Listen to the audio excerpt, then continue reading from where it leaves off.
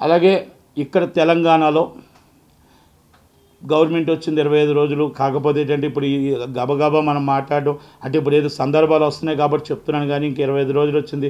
కేటీఆర్ గారు వచ్చి తొందరగా మాట్లాడుతున్నారని అందరూ హరీష్ రావు గారు తొందరగా మాట్లాడుతున్నారు. మేము కూడా మాట్లాడడం కరెక్ట్గా భావ్యం కాదు, ఎందుకంటే మీకు టైం కావాలి.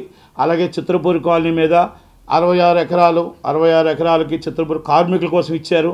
కార్మికుల కోసం ఇచ్చిన ల్యాండ్ అని దాంట్లో ఎమ్మెల్యేలు ఉన్నారు, పోలీసులు ఉన్నారు, అందరూ ఉన్నారు, కానీ కార్మికులు లేరు. కార్మికులు బయట ఉన్నారు. కనుక చిత్రపూర్ కాలనీ మీద కూడా ఎంక్వైరీ జరగాలి, చాలా సీరియస్గా ఎంక్వైరీ జరగాలి. దాని మీద కొన్ని వందల కోట్ల కుంభకోణం జరిగింది. అలాగే దాంట్లో కొంతమంది మినిస్టర్లది, కొంతమంది పర్మిషన్ల కోసమని, కొంతమంది టీఆర్ఎస్ పేమెంట్లు కూడా వెళ్ళాయి అనేది అన్నీ కూడా కొన్ని విట్నెస్లతోనే నా దగ్గర ఉన్నాయి. కనుక త్వరలోనే రేవంత్ రెడ్డి గారిని కలుస్తాం. మళ్ళీ అలాగే కోమటిరెడ్డి వెంకటరెడ్డి గారిని కలిసి అన్ని విట్నెస్లు ఇచ్చి దాని మీద కూడా ఎంక్వైరీ జరగాలి. ఎందుకంటే క్యాష్ రూపంగా కొన్ని వందల కోట్లు బయటికి వెళ్ళింది, అన్యాక్రాంతమైంది. అలాగే మాకు 1984 తర్వాత నిర్మాతలకి ఫిలిం నగర్ తర్వాత ఏ నిర్మాతకి మాకు రాలేదు.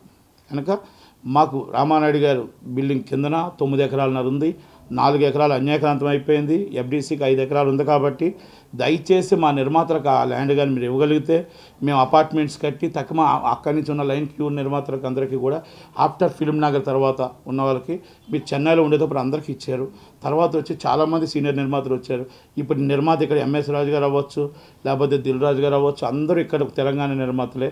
కనుక దాంట్లో కూడా నేను చెన్నై నుంచి వచ్చినా కూడా నేను కూడా దీంట్లోనే ఉన్నాను కదా, నాకు ఫిలిం నగర్లో రాలేదు. కనుక అది కూడా 5 ఎకరాలు ఇవ్వగలుగుతారా, లేకపోతే ఇంకెక్కడైనా తర్వాత మన సెకండ్ ఫేజ్ మాకు ఇవ్వగలుగుతారా? ఇస్తే మా నిర్మాతలందరికీ కూడా ఇప్పుడున్న ఈ తెలంగాణలోని ఉన్న నిర్మాతలందరికీ కూడా వాళ్ళకి చోటు వస్తుంది. ఉండటానికి ఎన్నో కోట్ల రూపాయలు నష్టపోయారు. వాళ్ళకు కూడా కార్మికులకి చిత్రపూర్ కాలనీ ఉంది. చిత్రపూర్ కాలనీలో నిజమైన కార్మికుడికి అందాలి.